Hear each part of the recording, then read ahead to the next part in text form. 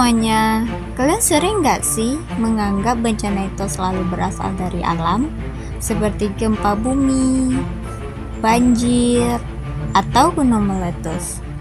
Padahal, ada jenis bencana lain yang justru sering kita ciptakan sendiri, yaitu bencana non-alam dan bencana sosial. Jenis bencana ini tidak kalah berbahaya loh. Bahkan dalam banyak kasus, dampaknya bisa lebih kompleks karena melibatkan teknologi, sistem, dan perilaku manusia itu sendiri. Jadi, di video ini kita akan membahas 5 jenis bencana non-alam dan sosial yang perlu kita pahami. Nah, yang pertama itu ada gagal teknologi. Gagal teknologi ini adalah suatu kondisi ketika sistem atau alat yang dibuat manusia justru mengalami kerusakan atau tidak berfungsi sebagaimana mestinya, dan akhirnya menimbulkan suatu bencana. Contohnya, bisa berupa ledakan pabrik, kebocoran bahan kimia, kecelakaan pesawat, atau kegagalan sistem transportasi. Yang sering disalahpahami, masalahnya bukan selalu teknologinya. Seringkali akar masalahnya adalah manusia, mulai dari kesalahan operasional, desa yang tidak aman, sampai pengawasan yang lemah. Artinya, semakin canggih teknologi yang kita miliki, semakin besar juga risiko yang kita hadapi jika sistem pengendaliannya tidak kuat. Yang kedua yaitu gagal modernisasi. Modernisasi sering dianggap sebagai tanda kemajuan, tapi dalam prakteknya, tidak semua proses modernisasi berjalan dengan baik. Gagal modernisasi terjadi ketika pembangunan tidak terencana dengan matang dan tidak merata. Contohnya bisa kita lihat di kota-kota besar yang berkembang sangat cepat, tapi infrastrukturnya tidak siap. Akibatnya, muncul masalah seperti banjir, kemacetan ekstrim, hingga kesenjangan sosial yang tinggi. Selain itu, modernisasi juga bisa menyebabkan ketergantungan pada teknologi tanpa kesiapan sumber daya manusia. Di titik ini, modernisasi justru berubah dari solusi menjadi sumber masalah. Jadi, yang perlu dipahami, kemajuan itu bukan hanya soal cepat, tapi juga soal kesiapan dan keseimbangan. Yang ketiga, epidemi dan wabah penyakit.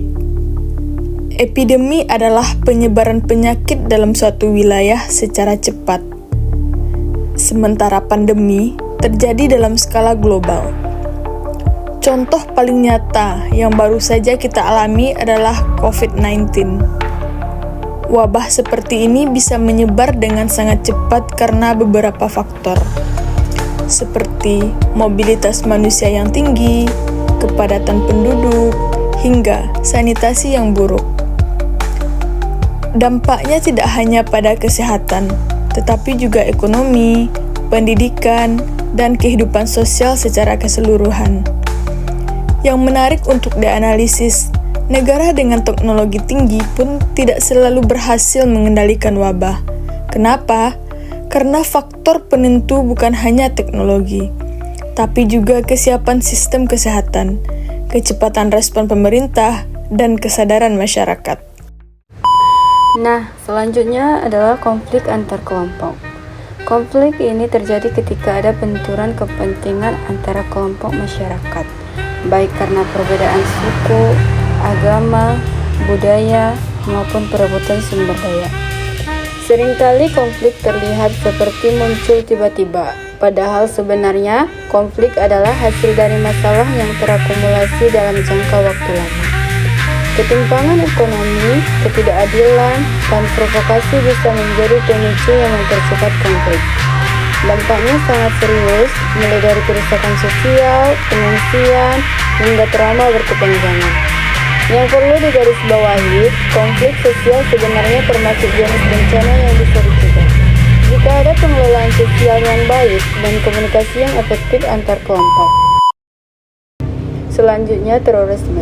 Terorisme adalah tindakan kekerasan yang bertujuan menciptakan rasa takut secara luas, biasanya untuk kepentingan ideologis atau politik tertentu.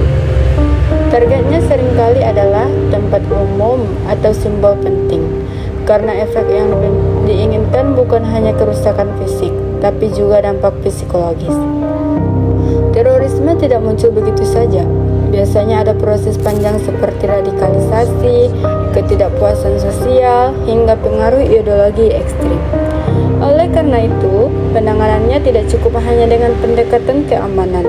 Diperlukan juga pendekatan pendidikan, sosial, dan pencegahan ideologi ekstrim.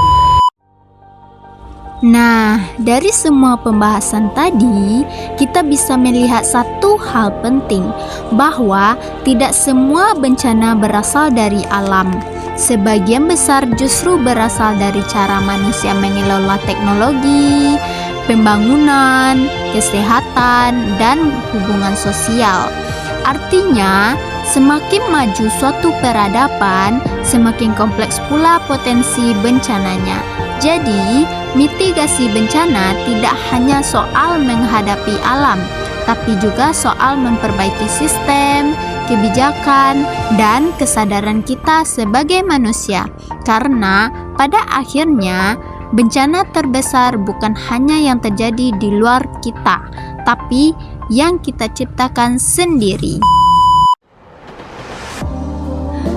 Terima kasih sudah menonton video kami. Semoga video ini membantu kita memahami bahwa bencana tidak selalu tentang alam, tapi juga tentang bagaimana manusia mengelola kehidupannya.